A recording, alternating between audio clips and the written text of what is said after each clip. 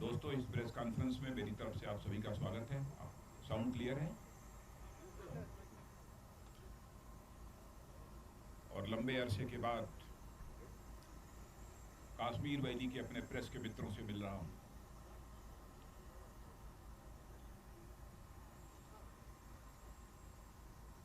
लेकिन जब कश्मीर में आपसे मिल रहा हूं तो सचमुच यहाँ के हालात को लेकर मैं बहुत ही चिंतित हूं और हमारे प्रधानमंत्री भी चिंतित हैं।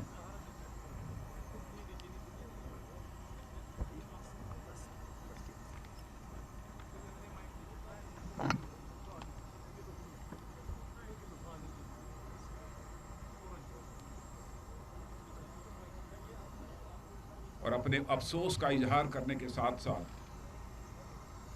जिन लोगों की भी जानें गई हैं उनके परिवार के प्रति भी मैं अपनी संवेदना व्यक्त करता हूं।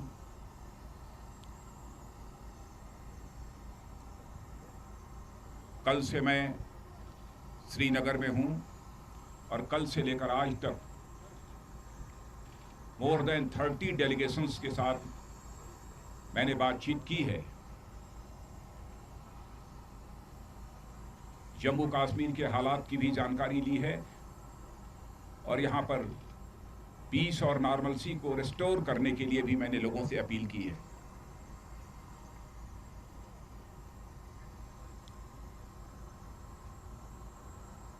अभी अभी मैं अनंतनाग से लौटा हूं। अनंतनाग में भी लोगों के साथ लगभग 1 घंटे तक हमारी बातचीत हुई है।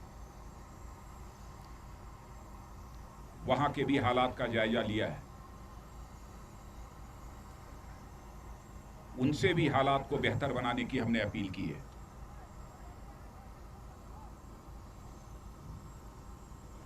जहां तक भारत सरकार का संबंध है, मैं इसे दो शब्दों में स्पष्ट कर देना चाहता हूं कि कश्मीर के साथ हम लोग केवल जरूरतों के संबंध ही नहीं चाहते हैं, बल्कि हम कश्मीर के साथ अपने जज्बाती संबंध बनाना चाहते हैं।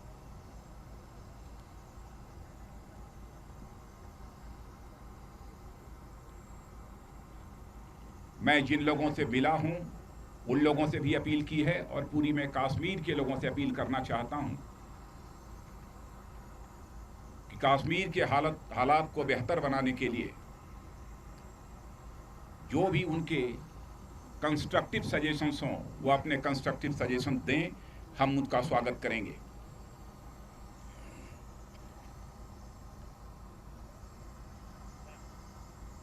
यदि कहीं पर कोई ना इत्तफाकी है, आपसी मतभेद है, तो उसे मिल बैठकर और बातचीत से सुलझाया जा सकता है।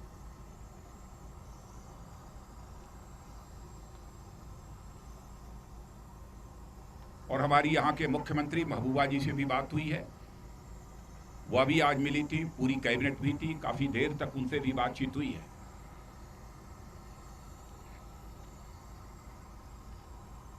कश्मीर के हालात को सुधारने के लिए किसी भी तीसरी ताकत की कोई जरूरत नहीं है।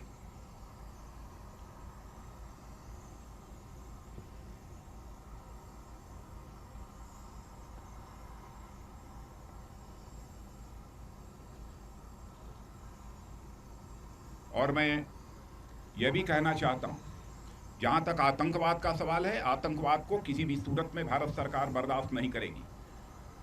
और मैं अपने पड़ोसी देश से भी यह कहना चाहता हूं कि आप तो स्वयं ही आतंकवाद से पीड़ित हो और आतंकवाद का सफाया करने के लिए आप वहां की लाल मस्जिद पे घुसकर आतंकवादियों को मारने का आप काम करते हो और दूसरी तरफ हमारे कश्मीर के नौजवानों को हाथ में हथियार उठाने की अपील करते हो।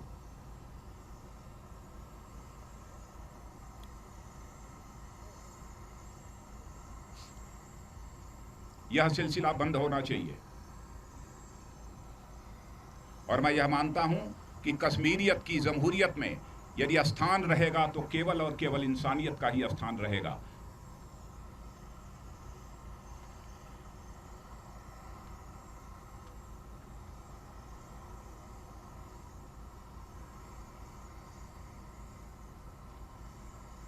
मुझे डेलीगेशंस के माध्यम से यह भी शिकायत मिली है कि पेलेट गन्स से लोग घायल हुए हैं।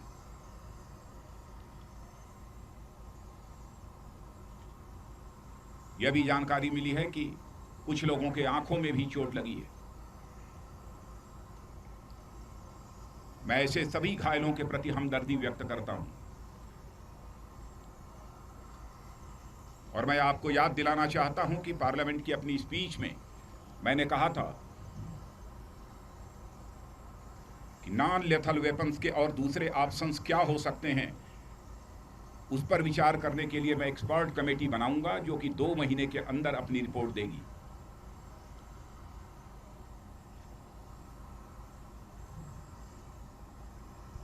वैसे बराबर हम लोगों ने अपनी सिक्योरिटी फोर्सेस को यही कहा कि जितना अधिकतम रेस्ट्रेंट वह अडॉप्ट कर सकते हैं उतना वह रेस्ट्रेंट अडॉप्ट करें। और मैं आपको जानकारी देना चाहता हूं कि सिक्योरिटी फोर्सेस में भी जम्मू कश्मीर पुलिस के 2228 हमारे पुलिस के जवान घायल हुए हैं और सीआरपीएफ के भी 1100 जवान घायल हुए हैं।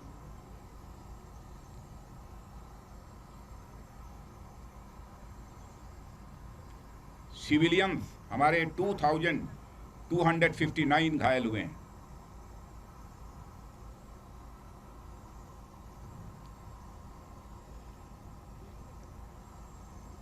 मैं नौजवानों से भी अपील करना चाहता हूं कि वह स्टोन पेल्टिंग न करें और अपने सिक्योरिटी फोर्सेस से भी कहना चाहता हूं कि पेलेट गन्स का प्रयोग करने से वह कृपया बचें।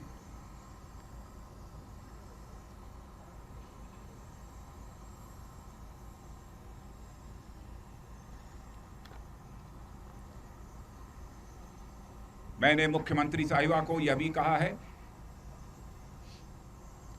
जो इंजर्ड हैं, यदि उनका इलाज यहां ठीक तरीके से नहीं हो सकता है तो सारे इंजर्ड लोगों को वह दिल्ली भेजें। आवश्यक हुआ तो एम्स में मैं उनका ट्रीटमेंट कराऊंगा। हमारी सरकार एम्स में ट्रीटमेंट कराएगी।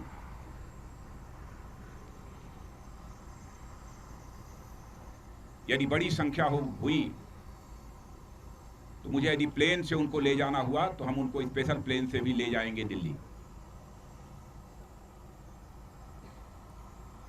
और सारे बच्चों का इलाज कराएंगे।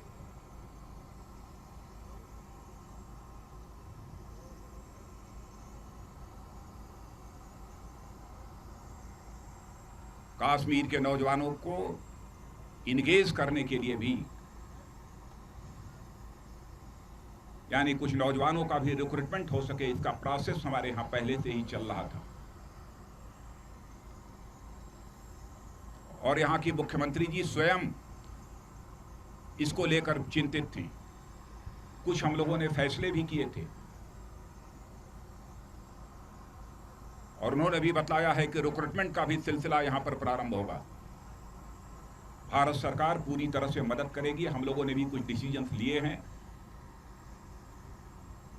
जिसकी मैं स्वयं यहां पर बहुत चर्चा नहीं करना चाहता, मुख्यमंत्री जी को जानकारी है।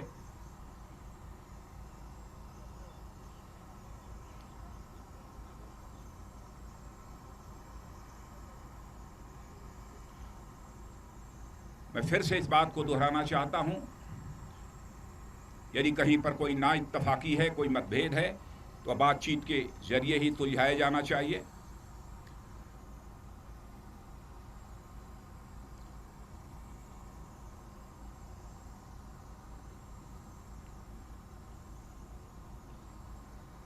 क्योंकि इसके अतिरिक्त और कोई दूसरा समाधान नहीं हो सकता।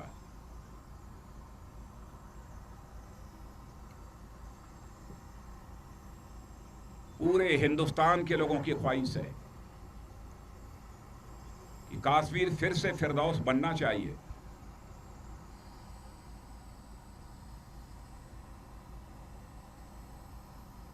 अमीर खुसरो ने कहा था, गर फिरदौस पररुए समी अफ्तो, हमी अफ्तो हमी अफ्तो हमी अफ्तो।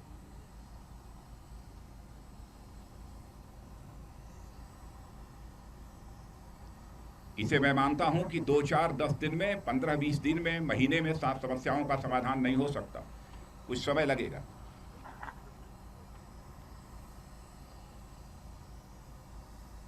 जो इंजर्ड हुए हैं उनके लिए आज ही भारत सरकार के हेल्थ मिनिस्टर श्री जगत प्रकाश जी नड्डा से हमारी बातचीत हुई है और उनको मैंने कहा है कि एक कोई नोडल ऑफिसर वहां पर हेल्थ मिनिस्ट्री का तय होना चाहिए, ताकि यहाँ के जो भी इंजर्ड अपने इलाज के लिए जाना चाहते हैं उनके इलाज की मुकम्मल व्यवस्था हो सके।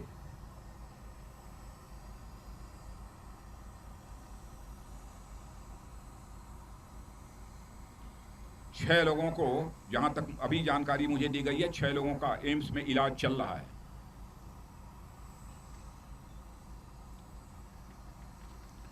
मैं प्रेस के मित्रों से अपील करना चाहूंगा, कश्मीर में पीस और नॉर्मलसी को रेस्टोर करने में आप सभी मित्रों का भी हमें सहयोग चाहिए।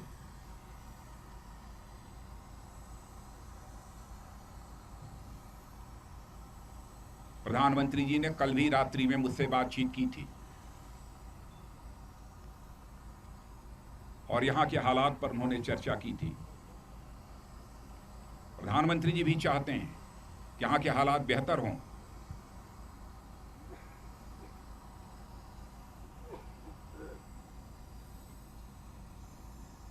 धन्यवाद मित्रों। धन्यवाद सर। साथियों, अगर किसी के प्रश्न हो तो एक एक करके कृपया अपने प्रश्न आप गृह मंत्री जी से पूछ सकते हैं। और जब मैं वहां से आया हूं तो अपने साथ अपने होम सेक्रेटरी से राजू महर्षि और ज्वाइंट सेक्रेटरी दोनों को साथ लेकर आया हूं। यानी यहां पर आए हैं तो हम कुछ कामकाजी बात करने के लिए भी आए हैं। बोलिए।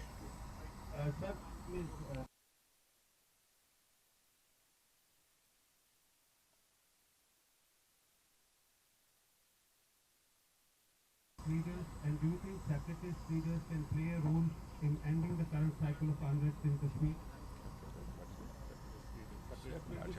मैंने पहले ही कहा कि नॉर्मलसी और पीस रेस्टोर होने दीजिए। जिनसे भी बात करनी होगी उनसे बात करेंगे, लेकिन पीस और नॉर्मलसी रिस्टोर होने दीजिए। यहाँ के मुख्यमंत्री जी से बात करेंगे, उनको विश्वास में लेकर ही हम कोई काम करेंगे।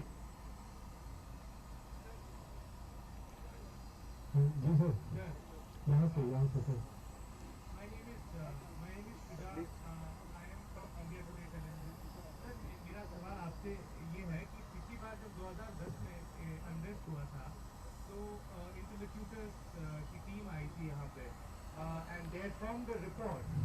That report, for all we know, is still pending with the Ministry of Home Affairs. Will there be any discussion on that report? Will that be presented in front of the Parliament, since we are, once again seeing a very difficult time in Kashmir? अभी जब से हम लोग आए हैं तब से तो मुझे इस बात की जानकारी नहीं है, कोई उस पर चर्चा हुई है, लेकिन उस रिपोर्ट को भी मैं देखूंगा और अपनी मिनिस्ट्री के स्तर पर भी पूछूंगा कि क्या उस पर कोई अभी उसकी स्टडी हुई है कि नहीं, उसके बारे में कोई कंसल्टेशन हुआ है कि नहीं। अब जाकर ही करेंगे, क्योंकि यह बात भी मेरी जानकारी में लाई गई है।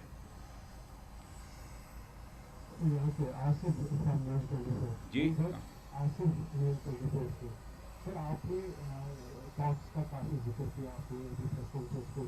आवाज क्लियर नहीं हो। सर, आपने टॉक्स का काफी जिक्र किया। आप वैसे ही बोलिए, माइक हटा दीजिए, वैसे ही बोलिए। आवाज बातचीत के जरिए ही मसले को हल किया गया। हाँ। तो ऑल पार्टी मीटिंग भी यहाँ पे हुई, उसमें भी मुख्यमंत्री ने कहा कि स्टेक होल्डर से सबसे बात होनी चाहिए। तो मैं कुछ स्टेक होल्डर्स है, ये मैं आपको नहीं, मैंने पहले ही बतला दिया, पीस और नॉर्मलसी को रेस्टोर होने दीजिए। फिर यहाँ के मुख्यमंत्री जी से भी हमारी बातचीत होगी, किनसे बात करना, किनसे नहीं बात करना, लेकिन पीस और नॉर्मलसी रेस्टोर होनी चाहिए।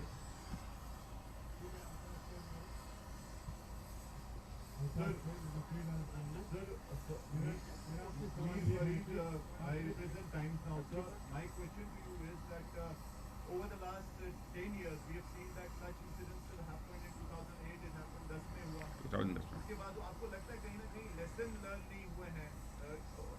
पुराना नहीं हुआ है उनकी इंसिडेंट से जो उस टाइम पे हुआ था, एक किस्म का बैंडेड काइंड ऑफ पॉलिसी, बैंडेड लगा दिया उस टाइम पे और फिर भूल गए, नॉर्मलसी हो गई। जब तक कहीं ना कहीं there was an underline discontentment थी जो कि एक ट्रिगर था, बुरहान वानी का जो किलिंग थी वो एक ट्रिगर था, वो एक इशू नहीं था इन इटसेल्फ। बाकी काफ़ी सारे इश्यूज थे जिन्होंने जो है उस किलिंग से वो ट्रिगर हुए। तो आपको लगता है कहीं ना कहीं गलतियां हैं जिनको सुधारना है? और नंबर 2, जो सर जो किलिंग्स हुई हैं अभी तक कोई अकाउंटेबिलिटी फिक्स नहीं हुई है अभी तक, सिवाय there was just one officer who was transferred. लोगों में मैसेज दी गया है एम्पैथी सिंपैथी का कि कहीं ना कहीं दर्द है सेंट्रल गवर्नमेंट को या स्टेट गवर्नमेंट को उनकी तरफ जो किलिंग्स हुई है। यदि दर्द न होता तो मैं समझता हूँ कि मैं यहाँ आता ना।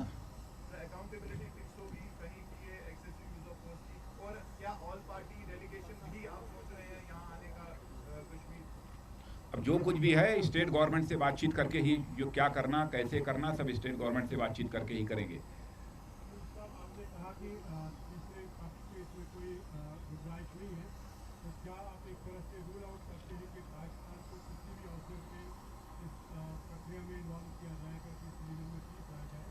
और दूसरा मेरा प्रश्न आपसे है कि आपने चिंता व्यक्त की, आपने आप चिंतित हैं, आपने हमदर्दी भी दिखाई, क्या आप अपॉलोजाइज करेंगे कश्मीर के उन सिटीजन्स को जो इसमें पीड़ित हुए हैं, जो इसके खिलाफ एक्सेसिव यूज ऑफ फोर्स हुआ है, क्योंकि आप होम मिनिस्टर हैं? क्या अफसोस व्यक्त करने से भी, क्या अफसोस व्यक्त करने से भी बड़ी चीज़ और कोई हो सकती है?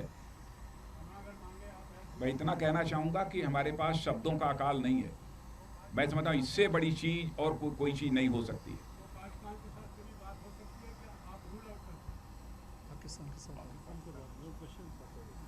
पाकिस्तान के साथ पाकिस्तान का रोल मैं मानता हूँ कि ठीक नहीं है, वह पाक नहीं है कश्मीर के बारे में। पाकिस्तान को कश्मीर के बारे में अपना रवैया बदलना चाहिए, अपनी सोच बदलनी चाहिए। मैं जितना बोल रहा हूँ उतना लिखिए।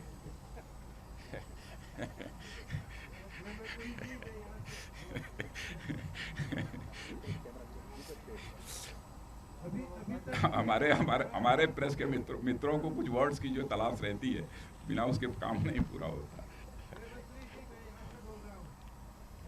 जी बोलिए।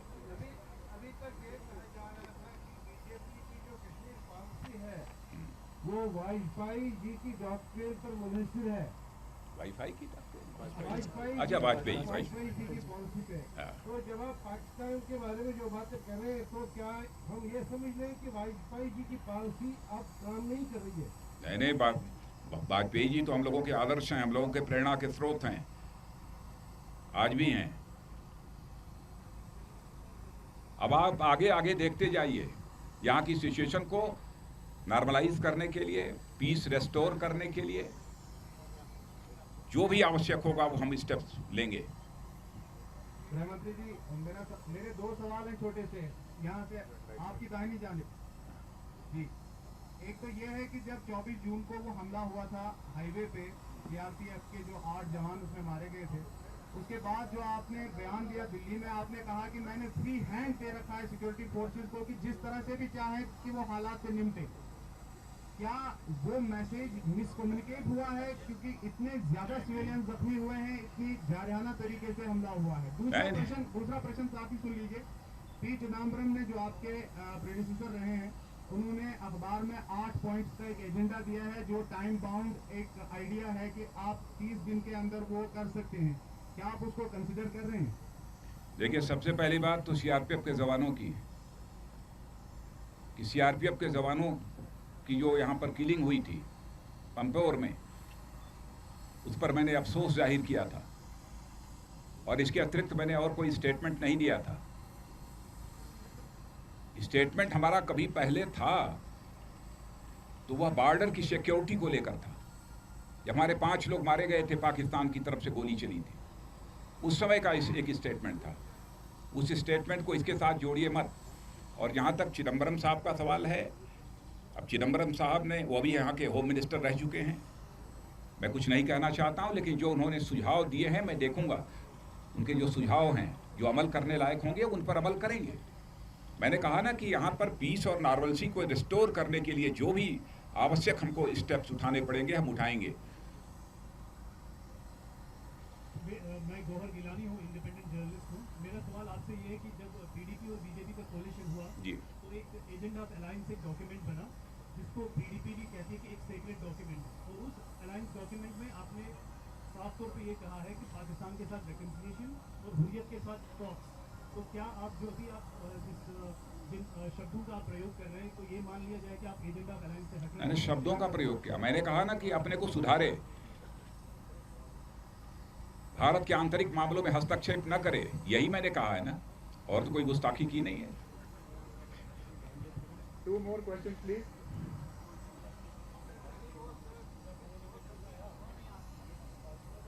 और टेररिज्म का जहां तक सवाल है, उससे किसी भी सूरत में हमारी गवर्नमेंट कंप्रोमाइज नहीं करेगी।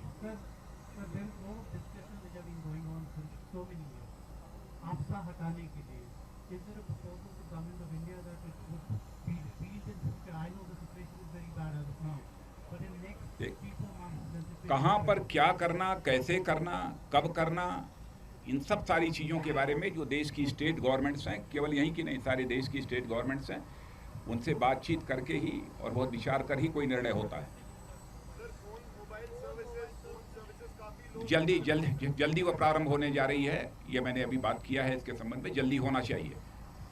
Last question, please. Yeah. जी राजनाथ सिंह जी, आप यहाँ आए लेकिन उस तरह से रिमोर्स नहीं देखा जा रहा है आपकी तरफ से, नहीं है क्योंकि जो काय तरफ से अफसोस उस तरीके से नहीं देखा जा रहा है जिस तरीके से होना चाहिए था। क्या आप पनिश करेंगे उन सिक्योरिटी फोर्स पर्सनल को जिन्होंने गोलियां मार के सिविलियंस को मारा या पेनिस मार के उनको इंजर्ड किया?